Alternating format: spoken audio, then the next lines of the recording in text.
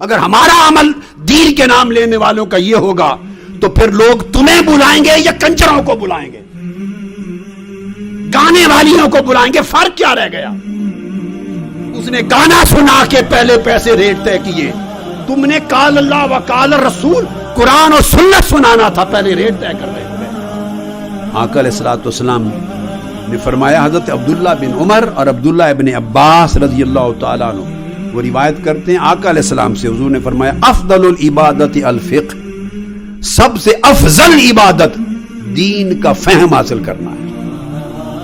اور ہمارے اہل سنت میں اس چیز کا صفایا ہو گیا، دین کا علم و فہم حاصل کرنا۔ نہ کسی ماں باپ کو اس بات کی فکر رہی ہے، عمر بھر لاڈ کرائیں گے اپنی اولاد کو، کھلائیں گے، پلائیں گے، پہنائیں گے، کمائیں گے، سب کچھ لٹائیں گے اولاد کے لیے، ڈاکٹر بنانے کے لیے، انجینئر بنانے کے لیے، لائر بنانے کے لیے، ایم فل کرانے کے لیے، بیرسٹر بنانے کے لیے، کمپیوٹر سائنٹسٹ بنانے کے لیے، مال کمانے کے لیے زندگی لگا دیں گے۔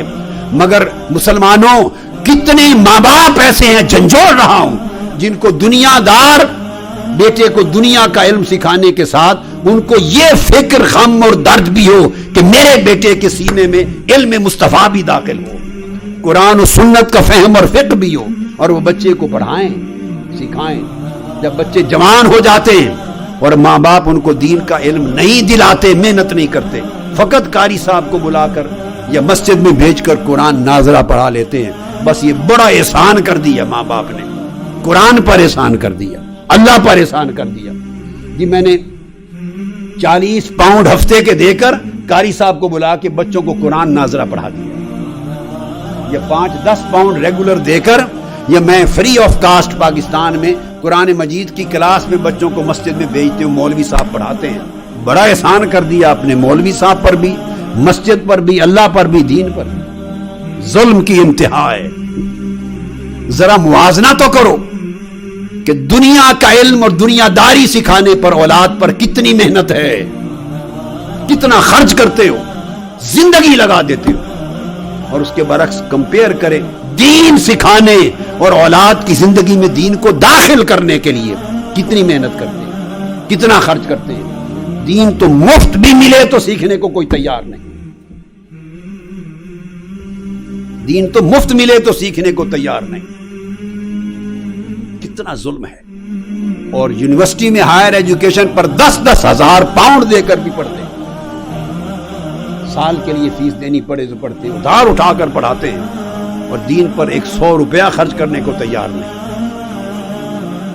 یہی وجہ ہے جب خاندان اچھے کھاتے پیتے لوگ اپنی اولادوں کو دین کے علم کے لیے نہیں بھیجیں گے تو غربت میں پسماندہ لوگ جن کے پاس بچوں کو پہنانے کے کپڑے نہیں، کھلانے کا کھانا نہیں ہے، جوتوں کے پیسے نہیں، روزگار کے پیسے نہیں، پھر وہ غربت زدہ لوگ اپنے بچوں کو بھیجیں گے، اور وہ پھر آ کے علم حاصل کریں گے اور روزگار کے طور پہ دین کا علم یوز کریں گے، پھر دین کی تنخواہیں لیں گے امامت کی، پھر پیسے لیں گے۔ تو دین سارا غریبی میں سیکھا اور غریبی میں تنخواہوں کے ساتھ آگے سنایا۔ اس تبلیغ میں کس برکت کی آپ توقع کرتے ہیں؟ کیا توقع کرتے ہیں کہ ایسی تبلیغ سے کتنا انقلاب آ جائے آپ کے اندر، کتنی تبدیلی آ جائے، پھر آخرت کے نام پر دنیا کمائی جائے گئی اور کیا ہوگا؟ اور یہ اسی کا نتیجہ ہے، چونکہ دین کا علم نہیں دیا، اور یہ ہلاکت اہل سنت ہمارے عقیدے میں، میرے عقیدے والے لوگوں میں زیادہ ہوئی۔ جس کو اٹھاؤ کوئی مولوی پیسے لیے بغیر تقریر کرنے کو تیار نہیں، دین کا علم دینے کو تیار نہیں، الا ماشاء اللہ۔ کوئی کسی کو بلا لے، پہلے تو جاتے تھے تو اس وقت خدمت لیتے تھے، اب ریٹ طے کرتے ہیں ایکٹروں کی طرح، ناچ گانے والوں کی طرح ریٹ ہیں۔ اللہ کی عزت کی قسم میں آپ کو ذاتی مشاہدہ بتا رہا ہوں، اللہ کی عزت کی قسم، میں انڈیا میں تھا، نام نہیں لوں گا کسی کا، میرا مقصود نام نہیں سمجھانا ہے، نامور عالم ہیں، بہت بڑے بڑے بزرگوں کی اولاد ہے، بڑے بزرگوں کی ہستیوں کی اولاد، نامور عالم ہے، ہر شخص اہل سنت میں سے ان کو جانتا ہے۔ میں خانہ خدا میں یہ آقا علیہ السلام کی حدیث پاک کی کتاب میرے ہاتھ میں اٹھا کر قسم کھا کر کہہ رہا ہوں کہ میں نے تحقیق کی، بے شمار لوگوں نے جگہ جگہ بتایا کہ ان کو تقریر کی دعوت دیں تو ان کے سیکرٹری پہلے ایڈوانس 2 لاکھ انڈین روپیہ لیتے ہیں، اور بڑھاپے کا عالم یہ ہے کہ تقریر کی آواز نہیں نکلتی۔ 2 لاکھ انڈین روپیہ، پاکستانی 4 لاکھ وہ لیتے ہیں، جہاز کا ٹکٹ الگ، ہوٹل الگ، اور پھر آتے ہیں۔ بے شمار شہروں میں لوگوں نے اس بات کی تصدیق کی، خود جنہوں نے پیسے دیے جن سے مانگے گئے۔ پھر میں آپ کو اللہ کی عزت کی قسم کھا کے بتا رہا ہوں، ابھی میں امریکہ میں تھا، کراچی پاکستان سے نانور کئی علماء جاتے ہیں، کسی نے کہا ایک مولوی صاحب فارغ تھے، کسی کی طرف سے دعوت نہیں تھی کہ جمعے کا خطاب کریں۔ ہم نے کہا نیو یارک کی بات ہے، ہم نے کہا فارغ ہیں، ان کے پاس آج دعوت نہیں ہے، کئی خطاب نہیں، تو جمعہ تو پڑھنا ہی ہے انہوں نے جمعہ، تو ان کو کہہ دیا کہ ہمارے ہاں آ جائیں اور خطاب کریں۔ انہوں نے کہا میں $1000 لیتا خطاب جمعہ کا۔ انا للہ و انا الیہ راجعون۔ کیا فائدہ اس عمل کے ساتھ؟ پگڑے رکھے ہوئے ہیں تمہارے سروں پر، امامے باندھے ہوئے ہیں، گلے میں پٹے ڈالتے ہو، عربی جبے پہنتے ہو، حضور کی سنت اور دین کا نام لیتے ہو، علماء کہلاتے ہو، شرم نہیں آتی تمہیں کہ ٹکے ٹکے کے ساتھ خطبہ جمعہ بیچتے ہو، دین کی تقریریں بیچتے ہو؟ پھر اگر تمہارا اور ہمارا میں اب یوں کہ اگر ہمارا عمل دین کے نام لینے والوں کا یہ ہوگا تو پھر لوگ تمہیں بلائیں گے یا کنجروں کو بلائیں گے، گانے والیوں کو بلائیں گے؟ فرق کیا رہ گیا؟ اس نے گانا سنا کے پہلے پیسے ریٹ طے کیے، تم نے قال اللہ و قال الرسول قرآن اور سنت سنانا تھا، پہلے ریٹ طے کر رہے ہو گئے۔ کیا دین رہ گیا؟ اور یہ وبا ہمارے مسلک اہل سنت میں زیادہ پھیلی ہے، دوسرے لوگ بھی لیتے ہوں گے مگر اتنے گھٹیا، اتنا نیچے نہیں گرے ہوں گے، شاید اپنے پردے داری میں لیتے ہوں گے۔ آخر طرح ہر کوئی زندہ ہے، ہماری طرح تو کوئی نہیں کرتا کہ نہیں لینا، اور شراب اور خنزیر کی طرح حرام کر دینا، اس طرح زندہ نہیں رہا جا سکتا۔ لوگ لیتے ہیں، لوگ ان کو عزت سے دے دیتے ہیں، جیب میں ڈال دیا، مانگتے نہیں ہیں، خدمت کر دی، تکریم تعظیم کے ساتھ کر دی، تو کچھ لوگ پھر کچھ رکھ رکھاؤ اور عزت رکھتے ہیں، ادھر تو منگتے بن گئے ہیں، ریٹ طے کرتے ہیں۔ یہ علماء کا الا ماشاء اللہ یہ عالم، اور اب نعت خانوں کی یہ ہے کہ 4 لاکھ، جتنا بڑا نعت خان ہے پہلے ریٹ مانگتا ہے، اور پھر نعتیں سنا کے عشق مصطفیٰ کی بات کرتے ہو۔ شرم سے ڈوب مرنا چاہیے تمہیں۔ کون سا عشق مصطفیٰ کا؟ جس رسول کی نعت سنانے کے لیے تم رات کو 2 لاکھ 3 لاکھ 4 لاکھ کا ریٹ لو۔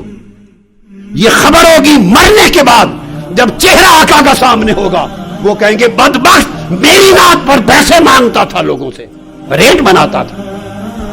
اس عشق مصطفیٰ کی تلقین ہو رہی ہے اس مسلک میں؟ بولیے آپ کے تجربے ہیں یا نہیں؟ یہاں ایمان سے کہیے ہیں کہ نہیں؟ جب بلاتے ہیں تو ریٹ طے کرتے ہیں کہ نہیں نعتوں کے؟ ہاتھ کھڑا کر کے بتائیں، ایمانداری سے گواہی دیں، گواہی دیں اونچی ہاتھ سے، جن کا تعلق مساجد سے ہے، انتظامیہ سے ہے۔ ریٹ مانگتے ہیں، نعتوں کے مانگتے ہیں، قرآن کی قرات کے ریٹ مانگتے ہیں، تقریر علم دین کی بیان کے ریٹ مانگتے ہیں۔ کیا آقا نے یہی تلقین کی تھی امت کو؟ یہی سبق سکھایا تھا؟ صحابہ کرام کا طرز عمل یہ تھا؟ امام حسن بصری ایسے تھے؟ امام اعظم ابو حنیفہ اس طرح علم پڑھاتے تھے، ریٹ بناتے تھے؟ امام مالک کا یہ طرز عمل تھا؟ امام شافعی کا، امام احمد بن حنبل کا، داؤد طائی کا، حسن بصری کا، حضرت احمش کا، سفیان الثوری کا، جنید بغدادی کا، سرکار غوث العظم کا، خواجہ غریب نواز کا، داتا گنج بخش علی حجویری کا؟ ارے جنہوں نے دنیا میں دین پھیلایا وہ ریٹ بناتے تھے، لوگوں سے پیسے مانگتے تھے؟ خدا کے لیے دین کو بیچنا چھوڑ دیں۔ برکتیں اٹھ گئی ہیں، اثرات اٹھ گئے ہیں، اوپر سے لباس کے ہم نے ڈھونگ بنا رکھے ہیں، پٹکے دورے کر کے گلے میں ڈالتے ہیں، 2 3 چادریں لپیٹتے ہیں اوپر، داڑیاں لمبی بڑی رکھ لیتے ہیں۔ ارے ان بڑی سائز کی داڑھیوں سے کیا ملے گا کہ داڑھی کا دکھلاوا بھی پیسے کے ریٹ بنانے کے لیے؟ اس گلے سے کیا لوگے سر سے جو حضور کی نعت فری نہیں پڑتا، مفت نہیں پڑتا؟ اس تقریر سے کیا لوگے؟ اس علم سے کیا سیکھا جو اللہ اور اللہ کے رسول کی بات لوگوں کو پیسے ڈالر لیے بغیر نہیں سناتا؟ وائے ناکامی متائے کارواں جاتا رہا، کارواں کے دل سے احساس زیاں جاتا رہا۔ تقریروں کرنے والوں نے، نعتیں پڑھنے والوں نے، قرات نے سیکٹری رکھے ہوئے ہیں، مینیجر رکھے ہوئے ہیں، اب خود بات نہیں کرتے، کوئی آفر دے وہ سیکریٹری سے بات کر لو، وہ پھر ریٹ طے کرتا ہے، پھر وصولی کرتا ہے، پھر کنفرم کرتے ہیں، تو پھر اس کے بعد صاحب بہادر چلتے ہیں وہاں سے۔ وہ نام اولیاء کا لینا، ہم ان کے پیروکار ہیں، یہ اولیاء کی پیروکاری ہے، یہ صوفیاء کی پیروکاری ہے، یہ اللہ والوں کا طرز عمل ہے۔ اس نے مسلک کو برباد کر دیا ہے اور نوجوان نسلوں کو بیزار کر دیا ہے، متنفر کر دیا ہے، وہ عقیدے چھوڑ کے جا رہے ہیں۔ اور ہم کبھی غور نہیں کرتے، وہ دیکھتے ہیں کہ جس کا نام لو، جو دین کا ستون جس کو جانو، وہی پیسے کے لیے سوداگر ہے۔ پیسے کے بغیر کہیں کچھ ملتا نہیں دین کے نام۔ قوم اور نوجوان نسل کیا سیکھے گی؟